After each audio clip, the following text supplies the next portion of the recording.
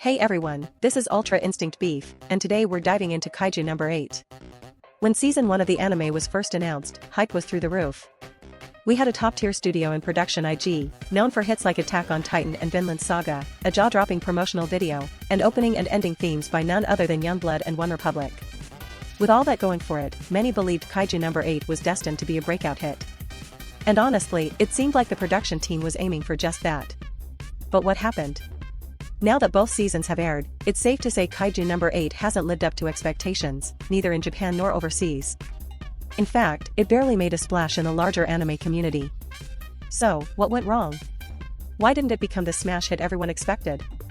As someone who's been following the series since before the anime announcement, and even collected the manga because I genuinely loved it, I want to share my personal thoughts on why this adaptation didn't quite land. Let's get into it. The character designs, a major misstep. Let's start with what I think is the anime's biggest problem. The character designs. This was actually a big topic of discussion when the character designs were first revealed, and honestly, that might have been the peak of this anime's hype.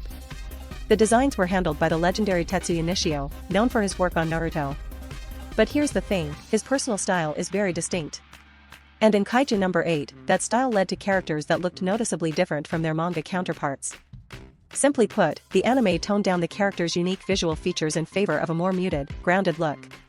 In doing so, it stripped away one of the manga's biggest strengths, which is its bold, eye-catching art style that gave it a unique identity in a sea of modern shonen. Fans, especially longtime manga readers, were not happy. Even Japanese fans, who are usually more reserved about criticism, left negative reviews. This kind of backlash is similar to what happened with the Chainsaw Man anime, where fans were disappointed by how the narrative tone of the story changed. In Kaiju number 8's case, it was the character art style that felt off. When you alienate your home audience like that, it's hard to recover. And unfortunately, this design shift was just the beginning. A generic plot with no visual distraction. Moving on, let's be honest, Kaiju number 8's story is, well, pretty standard. At best, it's classic shonen action. At worst, it's incredibly formulaic. In the manga, the unique character designs helped distract from the predictable story. But in the anime, with those design elements removed, the story's weaknesses are laid bare. There's nothing visually grabbing to offset the basic plot structure. It's like taking the seasoning out of a dish, you're left with something bland. Without the help of strong, memorable character designs, the anime had to rely on the story alone to carry it. And unfortunately, that wasn't enough. Kafka, the not-so-mature protagonist. Another issue lies with our main character, Kafka. A 32-year-old protagonist sounds like a breath of fresh air in a genre dominated by teenager male leads. Naturally, people expected someone mature and grounded. But Kafka's personality is surprisingly childish. His over-the-top reactions often feel more annoying than endearing.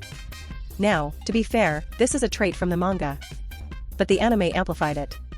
Here's why.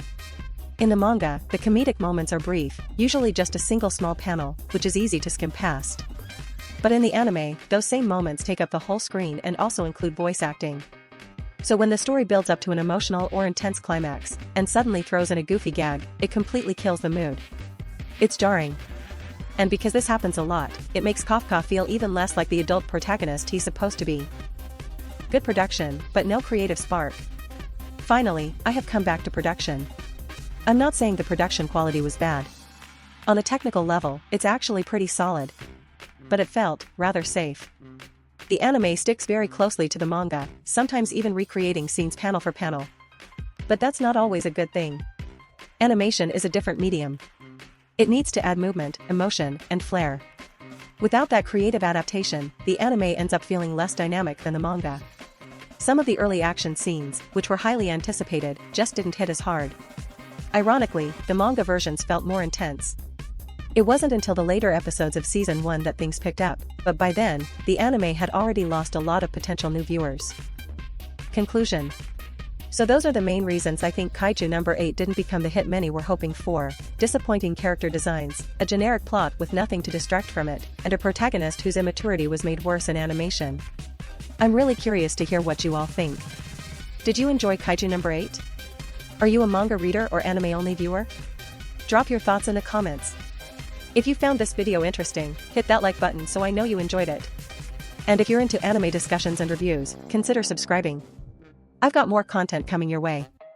Thanks for watching, and I'll see you in the next one. Peace.